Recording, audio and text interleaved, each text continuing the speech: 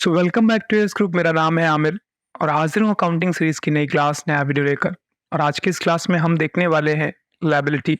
जी हाँ, जिसे हम हिंदी में कहते हैं कर्ज। अकाउंटिंग में ये टॉपिक काफ़ी ज़्यादा इम्पोर्टेंट है, इसीलिए ये बहुत हद तक ज़रूरी है कि आप इसको पूरा देखें और ये भी देखें, चूँकि मैं आपको लास्ट में इन एंट्रीज़ को पहले तो बनाना बताऊँगा और फिर मैं आपको टैली प्राइम में पास करना भी बताऊँगा। तो चलिए स्टार्ट करते हैं। सबसे पहले अगर हम बात करते हैं लायबिलिटी, इसका हिंदी शाब्दिक अर्थ है कर्ज। लायबिलिटी की डेफिनेशन है, लायबिलिटी फर्म के ऊपर किसी थर्ड पार्टी का कर्ज है जो फर्म को भविष्य में अदा करना पड़ेगा। या कोई फर्म, बैंक या कोई व्यक्ति विशेष भी हो सकता है।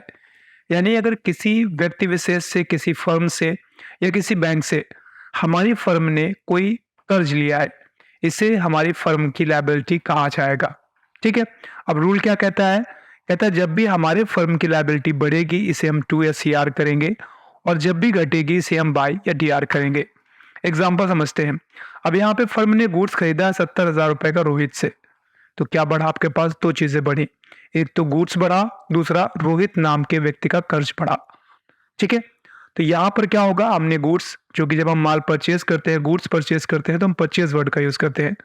तो हमने यहाँ पे गुड्स बढ़ाया प्लस परचेज कर लिया 70,000, रोहित नाम की लायबिलिटी बढ़ा ली। अब एसेट्स जब बढ़ते हैं तो बाई करते हैं और लायबिलिटी बढ़ती है तो टू करते हैं। तो यहाँ पे by purchase account 70,000 and to Rohit account 70,000। अब रोहित हमारी करंट लायबिलिटी में आएगा, सन्डी क्रेडिटर है।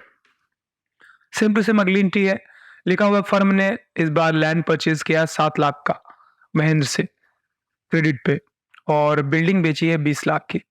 तो जो बिल्डिंग बेची है उसका एक अलग सिनेरियो है, लेकिन यहाँ पर जो आपने लैंड खरीदी है 7 लाख रुपए की, वो एक अलग सिनेरियो है। चूंकि वो पूरा का पूरा आप कर्ज पे ले रहे हो, तो आपके ऊपर महेंद्र नाम के व्यक्ति का कर्ज बढ़ेगा। तो लैंड खरीदी, लैंड बढ़ गई आपके पास 7 लाख की, और महेंद्र नाम के व्यक्ति का लोन बढ़ गया, लायबिलिटी बढ़ गई। बिल्डिंग बेची, बिल्डिंग का पैसा मिल गया, तो ये तो दोनों एसेट्स में आएंगे आपके। यहाँ पे लायबिलिटी में महेंद्र आएगा आपका। तो लायबिलिटी में बस आपको लायबिलिटी का रूल लगाना है, बाकी एसेट्स है। तो by land account 7 lakh, by Mahendra account 7 lakh, to building account 20 lakh and by cash account 20 lakh. अगली एंट्री में क्या है, फर्म ने इस बार बिल्डिंग बेचा है 10 लाख का नरेंद्र को, 5 लाख रुपए एसबीआई चेक में रिसीव किया है, और 5 लाख रुपए भविष्य में आपको मिलेगा। ठीक है, will be received in future. अब ये उल्टा है, इसको कर्ज मत कहिएगा, क्योंकि जब आप किसी को बेचेंगे तो वो व्यक्ति आपको बाद में पैसा पे करेगा, तो वो आपके लिए डेप्टर हो जाएगा, आपके लिए भविष्य का एसेट्स हो जाएगा, फ्यूचर एसेट्स है वो।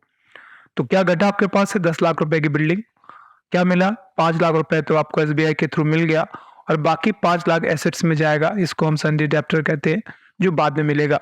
अब तीनों ही एसेट्स है तो एसेट्स का रूल लगेगा। By building account 10 lakh, by SBI account 5 lakh and by Narendra account 5 lakh. अगले में हमने लोन लिया है इस बार, कहाँ से? Firm took loan of 20 lakh from IDBI bank and disbursed in SBI bank. 20 lakh रुपए लोन लेकर आप एसबीआई बैंक में जमा करते हो, तो क्या हुआ, जिस बैंक से लोन लिया उसकी लायबिलिटी बढ़ी, और जिस बैंक में जमा किया उसके एसेट्स बढ़े। तो यहाँ पे 20 लाख रुपए की आईडीबीआई से लायबिलिटी बढ़ी, और 20 लाख रुपए एसबीआई बैंक में एसेट्स बढ़े। तो ऊपर वाला लायबिलिटी का रूल लगेगा, नीचे वाला एसेट्स का रूल।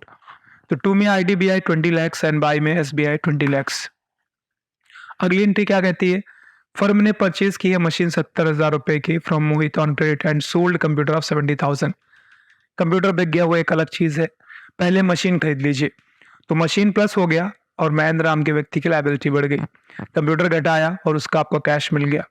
फाइल एंट्री बना लीजिए, 3 एसेट्स और 1 लायबिलिटी। एसेट्स बढ़ते हैं तो बाई करते हैं, लायबिलिटी बढ़ते हैं तो टू करते हैं। तो by machine account 70,000, to Mahendra account 70,000, to computer account 70,000 and by cash account 70,000। तो इस तरीके से हम लायबिलिटीज की एंट्रीज को बनाएंगे। अगली क्लास में मैं आपको बताऊंगा कि लायबिलिटीज होती कितने प्रकार की हैं, करंट लायबिलिटी क्या है, नॉन करंट लायबिलिटी क्या है। आज बेसिकली बस हमने सिर्फ इतना सीखा है कि लायबिलिटी एक्चुअल में होता क्या है, और अगर हमें लायबिलिटी की जनरल एंट्रीज को बनाना होगा तो वो हम कैसे बनाएंगे। आज की क्लास फिलहाल यहीं पे समाप्त होगी, बहुत जल्द फिर से मिलेंगे एक नई क्लास में। तब तक अपना ख्याल रखिए, अकाउंटिंग सीखते रहिए। Bye bye and take care.